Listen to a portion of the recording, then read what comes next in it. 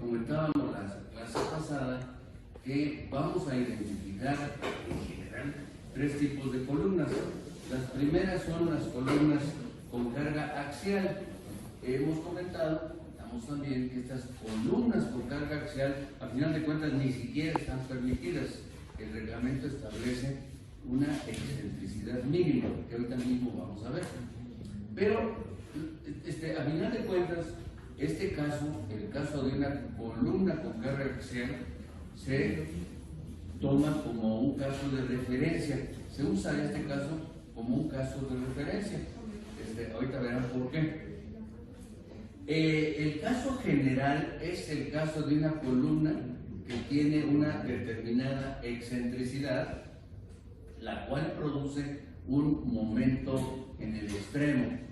Y de cualquier manera, este es el caso más general y es en el que nos vamos a concentrar, porque vamos a tener que utilizar una gráfica que ahorita vamos a definir, que se llama gráfica o diagrama de interacción.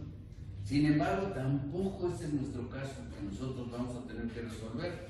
El caso que vamos a tener que resolver es este, miren, es una columna con momentos en ambas direcciones. Vamos a ver eso entonces. Para ello, me voy a ir al modelo. Aquí está el modelo. Ahí está. Y de este modelo voy a tomar una columna nada más. Voy a seleccionar una columna que sería entre piso 1, en la planta baja. La voy a aislar del resto de las columnas. Ahí está, miren. Una cualquiera. Sí, es una cualquiera columna. Y entonces fíjense lo que sucede. Si me voy a post-processing, le voy a quitar la deflexión a la columna. Aquí está. Y ahora lo que voy a hacer es le voy a pedir a Star que me dé los 3 diagramas que ando buscando. Si le pido el diagrama de momentos que se llama MZ, acuérdense que siempre y consistentemente el eje longitudinal es el eje X. Así que en este caso lo que me va a interesar es los diagramas de momentos que giran alrededor del eje Z y del eje Y, que allí están como el eje verde y el eje rojo. Y entonces observen por favor lo que pasa si le pido el momento alrededor del eje Z. Bueno, pues me da una magnitud, y si le pido los momentos alrededor del eje Y, aquí está, ahí me da otra magnitud. Y pues cualquiera de ustedes podría decir, oye, pues es de poquito, los momentos son muy pequeñitos. Pero ahora vamos a pedirle los momentos que son originados por el sismo. Y observen lo que pasa. Al pedirle los momentos originados por el sismo, primero por el sismo actuando en dirección X, observen por favor. Si se dan cuenta entonces, aquí nos damos cuenta de que el problema lo está originando el sismo. Ahora vamos a pedirle los momentos originados por el sismo ahora en dirección Z. Y pues también son momentos fuertes. De manera que pues ya estamos definiendo la situación. Nuestro problema es el sismo.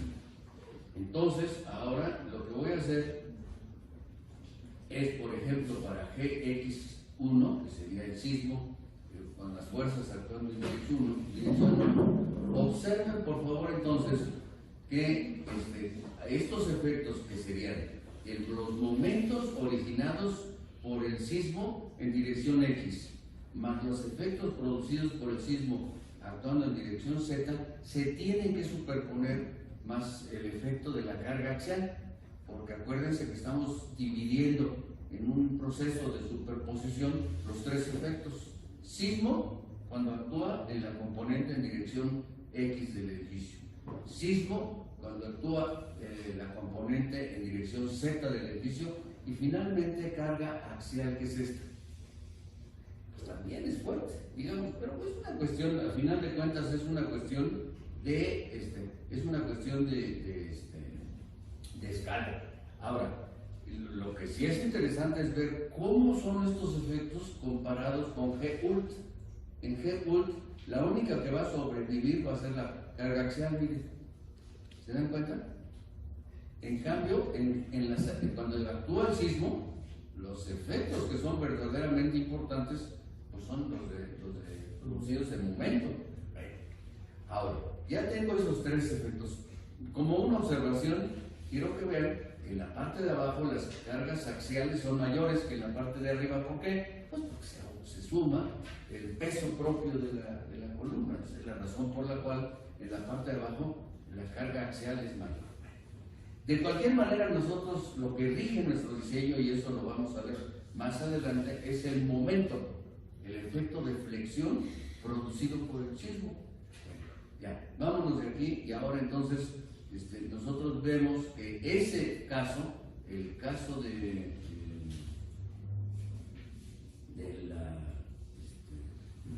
sería el caso sería flexocompresión biaxial. ¿De acuerdo? Entonces, es un problema que presenta muchas dificultades, pero afortunadamente hay un criterio simplificado debido a un señor Bresler que generó lo que se llama una expresión de interacción que llegó al reglamento de construcciones. En consecuencia, nosotros vamos a trabajar para este problema con la fórmula de Bresler. Pero ahora nos vamos a tener que dedicar a trabajar en este ámbito de una columna con carga axial y un momento, nada más un momento en una dirección. Ese problema es el que nos vamos a tener que refinar entre esta clase y la clase siguiente. Para ello, voy a pasar el primer caso, columnas cortas sujetas a compresión axial. Aquí está la excentricidad mínima, miren, 5% de la dimensión correspondiente o 2 centímetros. Pero ahora viene, este problema lo resolvimos el pasado miércoles, no sé si se acuerdan. Sí, 26. Dijimos, ¿cuánto resiste por compresión un castillo que tiene 12 por 12 centímetros? Pues es un castillito así, y con un refuerzo que es este refuerzo debido a un refuerzo Armex que venden en las casas de materiales para reforzar castillo. Pues cualquiera diría pues, 10 toneladas o algo así. Sin embargo, uno de sus compañeros, creo que tú no, Brian, dijo unos 20 toneladas. ¿O quién? Sí, fui yo, profe. Aquí está la grabación. Hijo, pues qué gacho, porque me desgració el efecto. Porque la idea era que dijeran, son unas 5 toneladas, 4 toneladas. No, resulta que son 26 toneladas.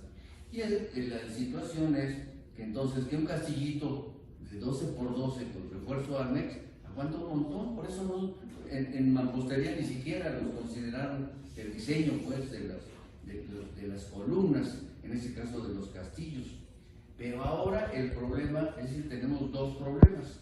El primer problema es que ya no son castillos. El castillo funciona como columna restringida de pandearse por la misma mampostería. Digamos que la misma mampostería genera un efecto que se llama arriostramiento. El arriostramiento es el sistema que impide que una columna se pandee. Entonces, esa es la razón por la cual han visto ustedes que a veces en algunas construcciones hay elementos en X, y en algunas hay elementos que están a la mitad, hay un refuerzo intermedio. Bueno, pues porque cuando los castillos son muy grandes, se tiene que poner un efecto intermedio como arriostramiento. Pues ya está. Entonces ya pasamos esto ya lo tomamos nada más como un caso de referencia y vámonos a las columnas sujetas a flexocompresión uniaxial. Y para ello, aquí entonces ya llegamos a una complicación del problema, porque si se dieron cuenta anteriormente, lo que definía la resistencia del elemento era un solo valor. Y actualmente, en este caso, ya son 2 valores los que se tienen que considerar. Para ello, entonces, lo que voy a hacer es lo siguiente. Yo tengo entonces una columna sujeta a flexocompresión, que le voy a llamar uniaxial, aunque debía considerar que actúan en un plano las flexiones. Entonces aquí actuará una fuerza que le voy a llamar P, y aquí actuará un momento al cual le voy a llamar, a este momento le voy a llamar N. Entonces el problema es que yo quiero determinar cuál es el sistema de acciones que van a llevar a esta columna a su máxima capacidad, y entonces yo tengo que poner una letra R que significa máxima capacidad, que se le llama resistencia, ¿de acuerdo? Entonces, ahora fíjense por favor, si yo ahora hago la gráfica aquí, la gráfica, y en esta gráfica pongo de este lado los momentos y arriba las cargas, ¿sí? Entonces yo puedo considerar varias situaciones. En una primera situación yo voy a poner que este valor MR vale 0, o sea, es una columna sujeta a compresión axial, y entonces me quedará un punto por acá de coordenadas 0, P subíndice R. En la otra opción, yo voy a considerar que la carga es la que vale 0 y el momento es el que va a llevar a la columna a su máxima capacidad. Sería este punto de coordenadas MR, 0. Ahora, en esta primera opción, en este 0, PR, la columna funciona como la que vimos anteriormente, ¿de acuerdo? Con pura carga axial. Y en la segunda opción, en donde es MR,0, la columna funciona como viga, ¿sí? Funciona a flexión. Ahora, ¿y qué pasa para casos intermedios? ¿Cómo se distribuye la resistencia para distintas combinaciones de MR y PR? Se distribuye de la siguiente manera. Miren, se genera una gráfica que se llama gráfica o diagrama de interacción. Es así. Así, ¿de acuerdo? Y cada punto de este diagrama, cada punto es de coordenadas, por supuesto, MR, PR. Y ahora lo que tendríamos que hacer es cómo sería la gráfica o diagrama de interacción para distintas combinaciones de MR y PR. Y eso es muy latoso. Eso es muy latoso. Entonces, para empezar, yo debo aceptar que los valores de MR y PR dependen en principio, por un lado, del concreto, en donde voy a establecer que las dimensiones del concreto son estas. Y por otro lado, también tengo que considerar el refuerzo.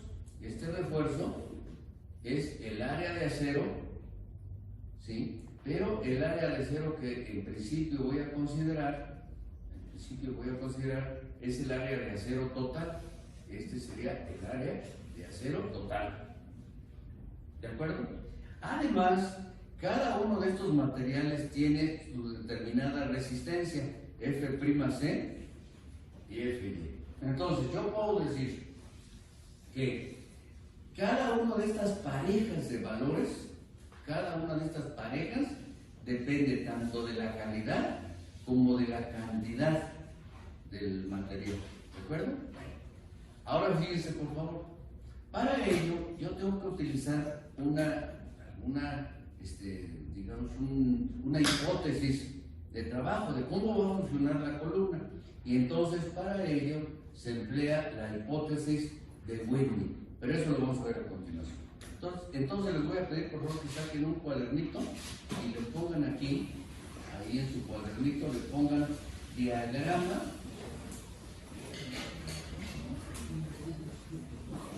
de interacción.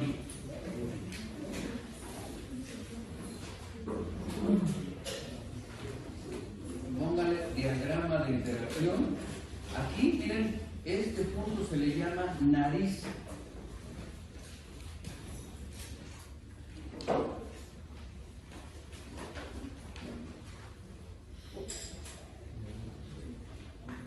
Esa es la nariz del diagrama, ¿de acuerdo? Y hacia arriba va a tener una forma de falla y de aquí hacia abajo va a tener otra forma de falla. Ahorita vamos a ver por eso. Copien eso, por favor, y mientras yo paso lista.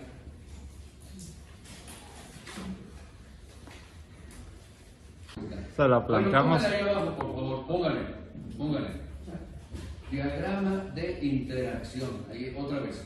Diagrama de interacción. Y póngale ahí. Es la gráfica que agrupa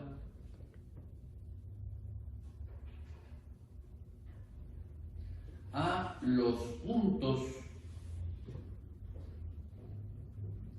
de coordenadas paréntesis MR, PR, se cierra, los puntos de coordenadas MR, PR, que cuantifican los valores del momento flexionante y carga axial que se producen simultáneamente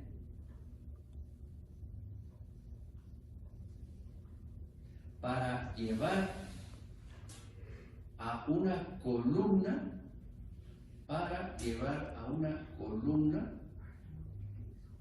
a su máxima capacidad,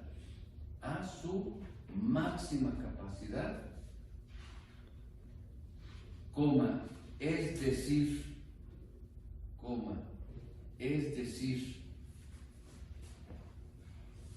a su resistencia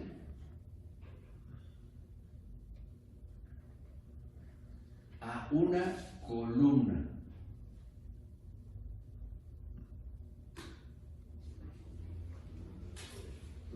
Punto y aparte, y no escriban, por favor. Ahora vamos a ver qué hipótesis vamos a usar para determinar tanto los valores de la carga como los valores del momento. Y entonces, para ello se usa la hipótesis, nuevamente, hipótesis de Whitney. Esta hipótesis de Whitney es una hipótesis en la cual, si yo tengo una columna, la voy a ver, esta columna la voy a ver en alzado, pues. Aquí está la columna y aquí está el eje de la columna. Este sería el eje de la columna, ¿de acuerdo? Entonces, esta columna, viéndola también en alzado, yo voy a considerar que esta columna, tiene su refuerzo, la varilla, pues, esta varilla, está actuando así, ¿de acuerdo? Sobre ella, sobre esta columna, va a actuar tanto un momento como una fuerza axial. Esta fuerza sí está alineadita con este eje. Entonces este sería PR y este sería el momento MR. Entonces, en la hipótesis de Whitney, yo voy a considerar que el valor MR es producido porque los esfuerzos que se producen en el concreto tienen una magnitud, a ver si se acuerdan, que se le llama, Whitney así le llamó, F'C, que por cierto, ese es un valor constante. En este caso es 0.85 de F'C. Hasta ahí todo está muy bien. Ahora, yo voy a considerar, por otro lado,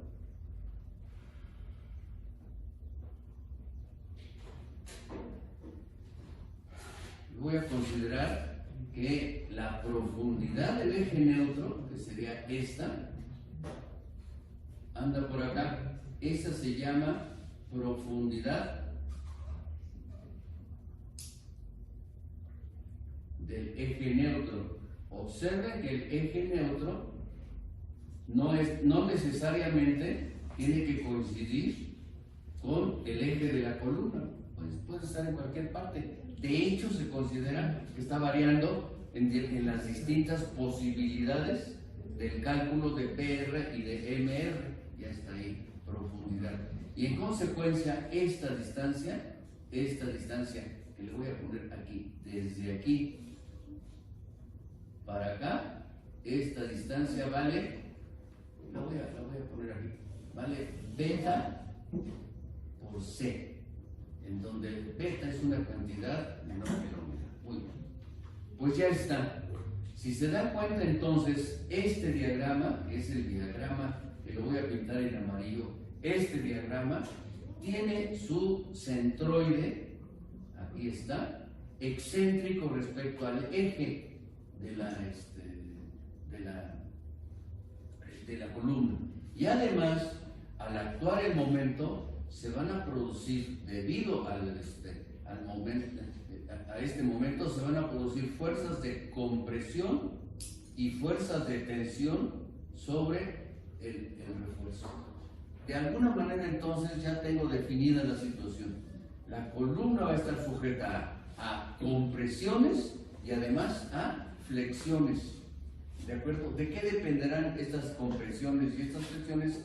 De la profundidad del eje neutro. Y allí es donde reside el problema. Nosotros entonces, para determinar la posición de cada uno de estos valores del diagrama, que se llama diagrama de interacción, yo tengo que proponer la profundidad del eje neutro. Esa gráfica que acabamos de dibujar, ahí está. Si se dan cuenta entonces, esta profundidad C, que ahorita la voy a señalar con aquí, esta profundidad C, esa es la que va a regir la determinación tanto de la magnitud PR como de la magnitud MR. Esto no es nada sencillo. Lo más que puedo hacer entonces, porque si nos pasaríamos a lo mejor un par de clases determinando la gráfica de interacción, es mostrarles cómo lo hace el maestro González Cuevas. El maestro González Cuevas es un libro que, por cierto, se los di a ustedes cuando empezamos el curso. Está dentro de nuestra bibliografía, está subido pues a la plataforma. Resuelve el problema de la determinación del cálculo de la resistencia, que sería la determinación del diagrama de interacción, nuevamente proponiendo distintos valores, lo que les estoy diciendo, para la profundidad del eje neutro. Primero, ubica el valor P subíndice 0, a ver si se acuerdan, que sería este P subíndice 0. Si quieren le llamamos a este P subíndice 0, le llamamos P subíndice 0 de coordenadas 0, PR. El maestro González Cuevas lo ubica así. Y me da un valor, observen la magnitud, 465 toneladas. Lo que pasa es que ya no es un castillito de 12 por 12, es una columnota. Después empieza por proponer distintos puntos del diagrama de interacción. Miren nada más. Y toma momentos, primero suma de fuerzas y después toma momentos respecto al eje de la viga y me da un valor P de 118.3 toneladas y un valor M de 49.4. ¿Se acuerdan que dijimos que cada punto tiene coordenadas M, P? Pues son estas precisamente. Pero ahora para una distinta posición del punto respecto al punto M0, da otra posición el maestro González Cuevas y nuevamente me da, tomando momentos, un valor P de menos 22.6, por cierto le da el tensión, y M 37.8, y así empieza a ubicar distintos puntos del diagrama de interacción. Verdaderamente es un verdadero problema hacerlo esto. Miren, P 71.7, M 47.9, y termina el maestro González Cuevas trazando el diagrama de interacción propiamente dicho. Si ustedes quieren echar un vistazo, no sería malo que le echaran un vistazo a esta determinación, pero nosotros no lo vamos a hacer así, porque es mucha lata, ¿de acuerdo? Y además tiene una gran desventaja, de que corresponde a un solo refuerzo. Si cambiamos la cantidad de varillas, ya es otra gráfica. O si cambiamos la resistencia del concreto, ya es otra gráfica. Entonces, ese es un problema. Entonces, lo que vamos a hacer nosotros, en lugar de resolver el problema para una sola sección, con su determinado refuerzo, lo que vamos a hacer es lo siguiente. Vamos a usar unas gráficas que se llaman gráficas de interacción. Estos diagramas o gráficas de interacción son estos. Ahí están. Entonces, si se dan cuenta, son varias gráficas que corresponden a distintas cantidades de acero. ¿De acuerdo? En cuanto a las dimensiones, se toman en cuenta allá abajo, en las expresiones estas, que dice que el valor K es un valor adimensional, por cierto, es P entre FR, B por H. Aquí es donde se declaran las dimensiones por F'C.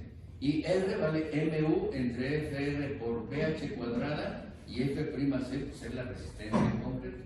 Finalmente, ya tienen ustedes aquí muchas gráficas. Digamos que esto nos resuelve el problema parcialmente, pero queda el problema todavía vivo. ¿Cómo le hago para establecer un diagrama de interacción específico? El maestro González Cuevas lo resolvió por tanteos, pero nosotros lo podemos resolver usando estas gráficas. Entonces, lo que vamos a hacer el lunes, lo vamos a hacer en línea, es trazar una gráfica de interacción para una sección y un material determinado, y un refuerzo determinado, usando las gráficas de interacción. Ya no hay procedimiento de tanteos que está planteando el maestro González Cuevas, pero eso lo vamos a tener que hacer usando las gráficas de interacción. Entonces, esa es la razón por la cual yo les estoy pidiendo a ustedes que por favor impriman las 8 gráficas, ¿de acuerdo?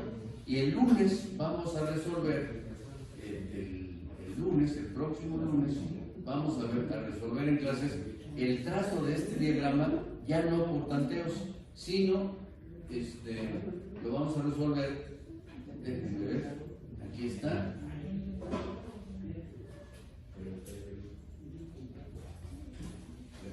Les voy a mostrar cómo queda el diagrama de lo que hicimos el semestre pasado, con mi grupo del semestre pasado. Sería concreto, aquí está, y las pizarras de agosto de 2021, tercer periodo, trazo del diagrama de interacción. Este sería el problema. Para la sección transversal, obtener varios puntos de coordenadas MR, PR a lo largo del diagrama de interacción, tales que permitan el trazo del diagrama mencionado. Y entonces así se hace, miren, se ponen varios puntos que me dan el valor MR y el valor de PR y me permitan trazar el diagrama. Si se dan cuenta, entonces vamos a usar como herramienta de solución los diagramas de interacción y no el proceso de tanteo que maneja el maestro González. Eso lo vamos a hacer el lunes, entonces. Pues por favor, para el próximo lunes les pido que ustedes impriman sus gráficas y de esa manera ya está aquí lista la pizarra para ustedes. Miren, aquí está la pizarra aquí está, y ahí está, no hay nada, miren, aunque sí están los puntos, pero no hay nada. Sale, jóvenes, pues con esto terminamos. ¿Quién falta?